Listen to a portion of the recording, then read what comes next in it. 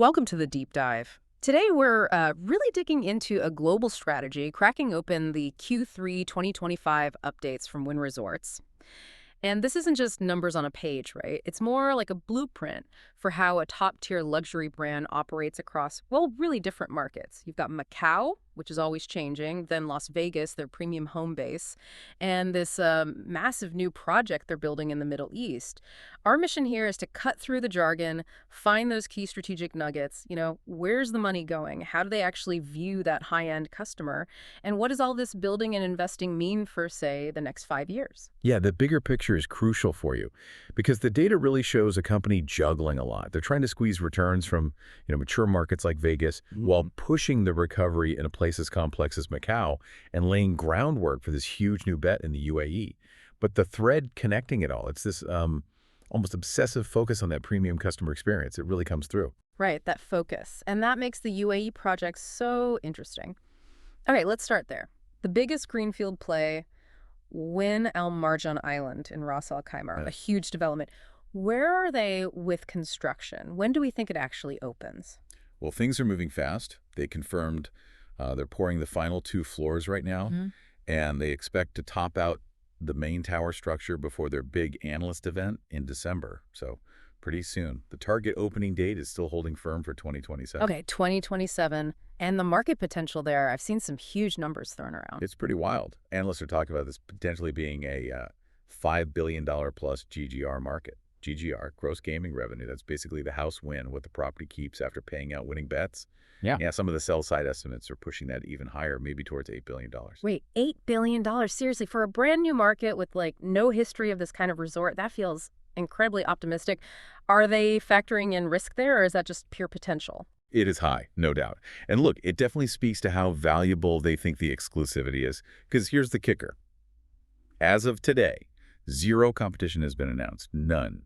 So when Wynn Al Marjan opens, they should theoretically have 100% market share in that integrated resort space, at least for a while. Okay, that uncontested start is a massive advantage. I see. Yeah, it's a unique position to be in. And they're not just building the resort in isolation, right? I saw details about this adjacent luxury partnership, Wynn Al Marjan Island, run by Aman Group. How does that piece fit? And what's the cost? Right, the Janelle property. That's a 132-room hotel plus a residential tower. It's slated to open a bit later, towards the end of 2028. Strategically, it's interesting. The same joint venture that owns the main Wynn Resort will also own the Janos property, though Aman manages it. And Wynn's piece of the equity check for Janos is expected to be pretty small, maybe $25 to $50 million, especially after you factor in residence sales. So not a huge cash strain for them on that part. Exactly.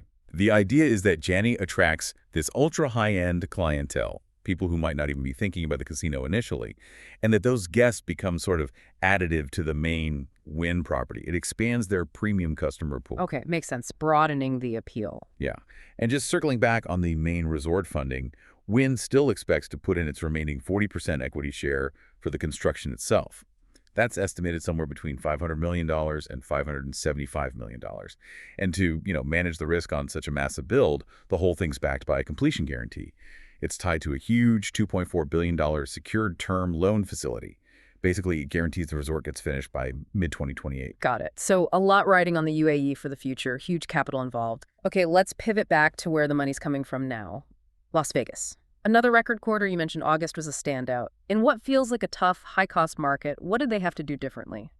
Well, their strategy over the summer was pretty smart, actually. Instead of just chasing bodies to fill rooms, they really honed in on, quote, yielding ADR over peaks and on weekends. ADR, that's the average daily room rate. Right. So prioritizing getting a higher rate per room, even if it meant slightly lower occupancy sometimes, was the key to driving EBITDA. Okay, hold on. Let's just clarify that for everyone. Driving EBITDA earnings before interest, taxes, depreciation, amortization. That just means focusing on core operational profit, right?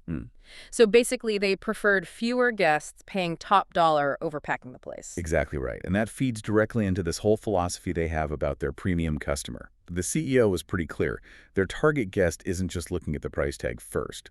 What they are, though, is, and this is his phrase, unrelenting when it comes to value for their dollar. Okay. So if they pay that premium price, they expect premium everything in return. No compromises. Precisely. And that means they deliberately avoid what a lot of the industry does, the nickeling and diming, because that kills the perceived value instantly. They gave examples, Right. like minibar prices are way lower than competitors. Hotel guests park free. Apparently, they only started charging other people because the place was becoming a giant public parking lot for the neighborhood. Huh. Okay. I remember reading that anecdote, too, the one about the fruit. That really drives home the level of service they're aiming for, doesn't it? That microscopic focus. Oh yeah, that's the perfect example of their commitment. The CEO gets an email, someone complaining that the complimentary oranges in the spa were too hard to peel. Serious. Seriously. And the internal reaction wasn't annoyance. It was, and I love this quote, "We love that." Wow. Because it told them the customer is paying attention to every single tiny detail, which means they're engaged at that premium level. And yes, they confirmed the oranges are now easier to peel. It just shows the incredibly high bar they set for service. That's pretty amazing. Okay, and looking ahead in Vegas, what about group business? Yeah, the group side looks solid. The booking pace for 2026 is ahead of schedule, both in terms of room rates and the number of room nights booked. And that group business is important. It helps drive the baseline for mass gaming and overall room rates. But the really high-end gaming, the big whales, that's a bit different. It tends to be more tied to like how the stock market's doing, and crucially, those very personal relationships between the casino hosts and their top customers. Right, those personal connections matter hugely at that level. Okay, let's hop over to Asia, Macau. Overall revenues up nearly 15% year over year in Q3, hit $1 billion, even with the typhoon shutting things down for a day. How solid is that performance, really? It's a very solid number overall, definitely resilient. But the growth wasn't spread evenly across their properties there. Wynn Palace, the newer, shinier resort on Cotai, saw a huge jump revenue up 22.3%. That was mostly driven by more people playing mass market table games and the house winning a good percentage. Wynn Macau, the original property on the peninsula, had a much smaller increase, only up about 3.9%. Interesting difference there. Yeah, and management had some interesting things to say about the Chinese consumer. They really emphasized that China's economy is huge, it's dynamic, it's complex, and trying to pin growth on just one single thing, kind of like you might try in Vegas sometimes, is basically a fool's errand over there. So their core strategy isn't trying to be everything to everyone.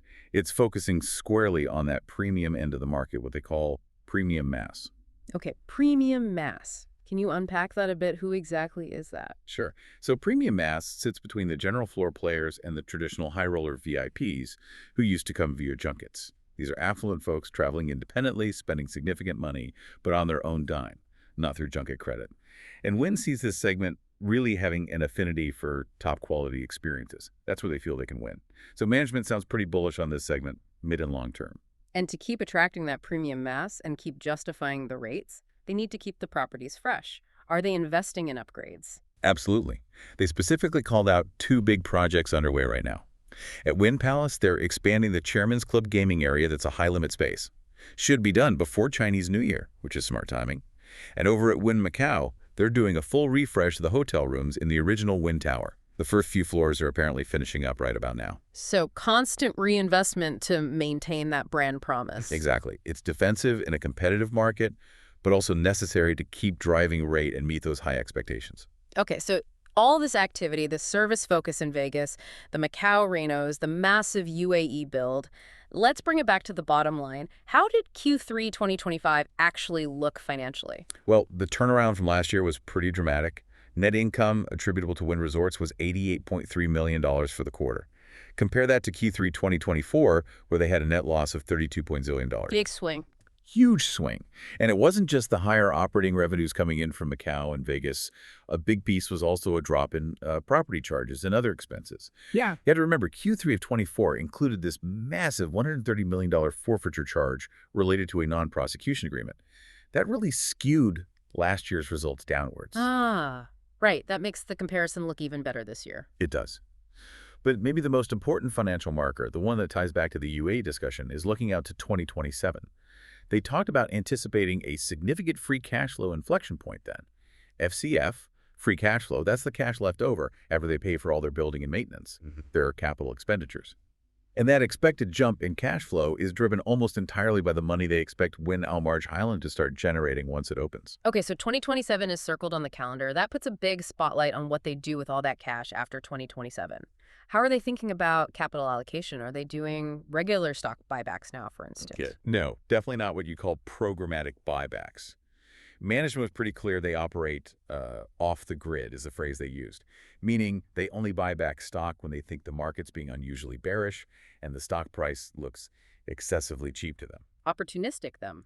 Very opportunistic. Hmm. They mentioned they still have about $454.9 million left on their current buyback authorization as of the end of Q3. As for the future uses of that post-2027 cash flow, they basically laid out a combination. Part of it will likely go to capital returns for shareholders, things like recurring dividends, maybe more opportunistic buybacks. And the other part could be potential incremental investment back into that Marjan land bank in the UAE. But they stressed they need to actually see how big the market turns out to be once the first resort opens before they commit more major capital to building additional phases there. It's a wait-and-see approach on further expansion.